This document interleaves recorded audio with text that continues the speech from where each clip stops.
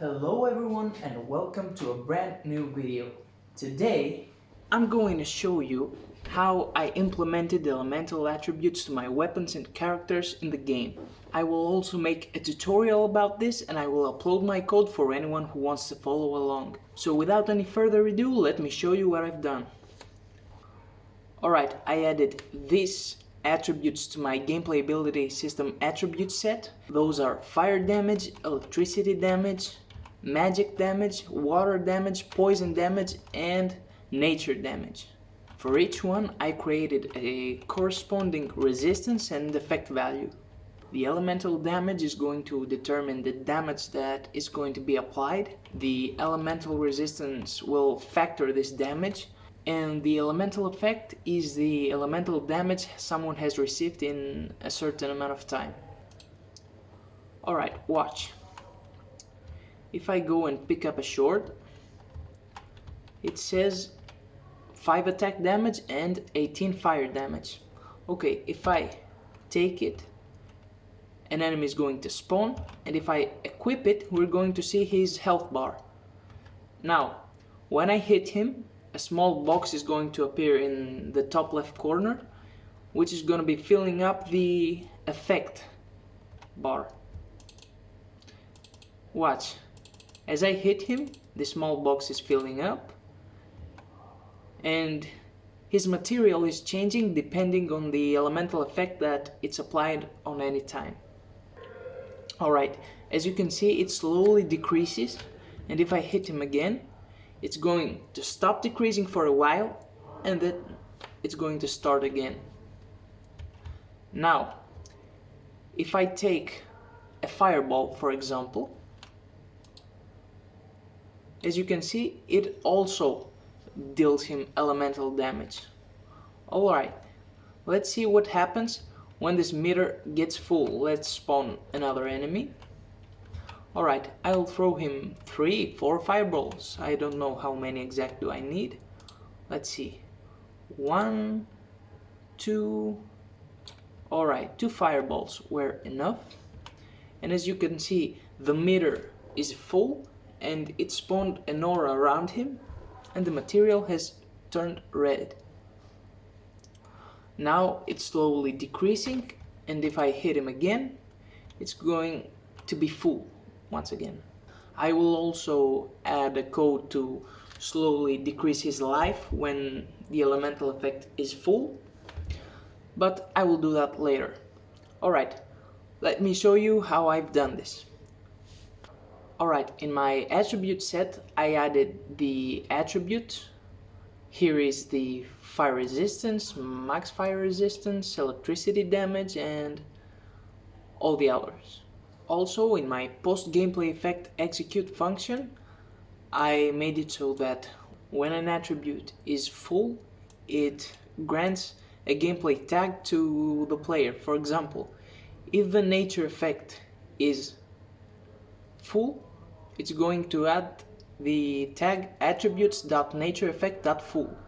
I will explain later what it does. In my base character, I added some simple getters and setters, some on effect changed. I'll show you what they are in a minute.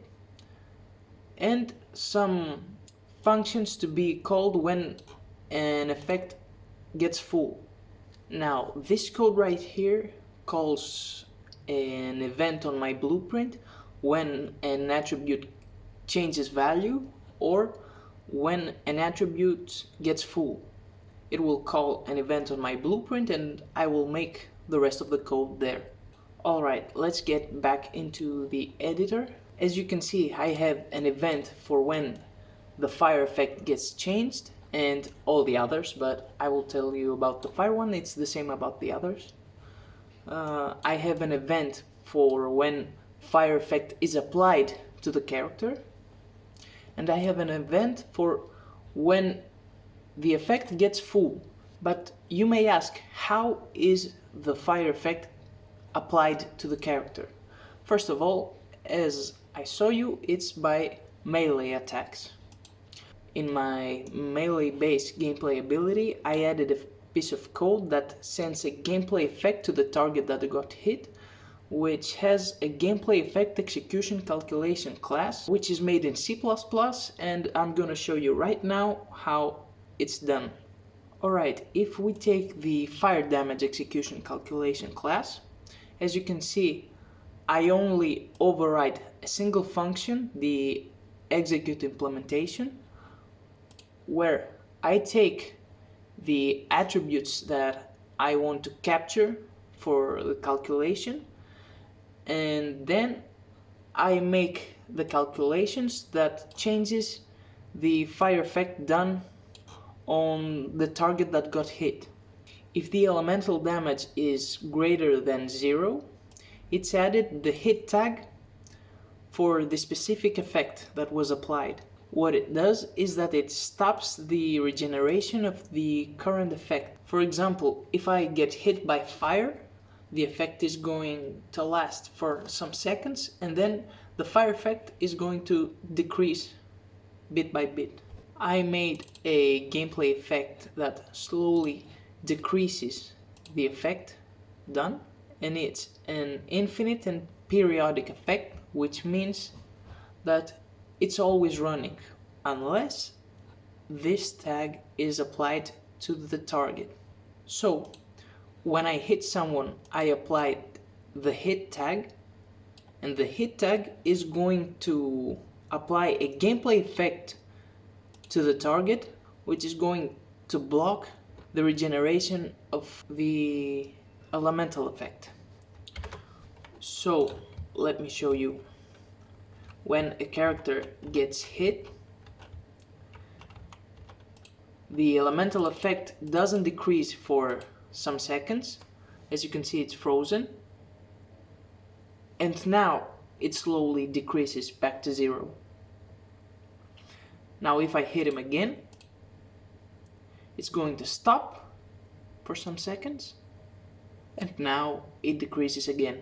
Now in my projectile ability, I send a gameplay effect spec handle to the projectile, and when it hits a target, it's applying the effect on him, and this effect contains the gameplay effect execution calculation that I showed you earlier.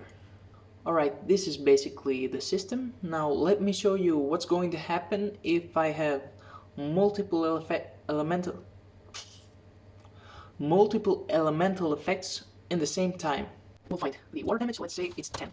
The magic damage is 15. The electricity damage is 6. Alright, if I play right now, as you can see,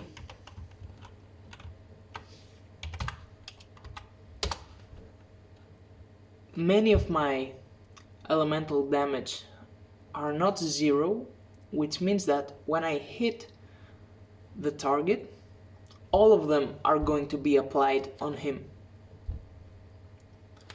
Let me close the debug.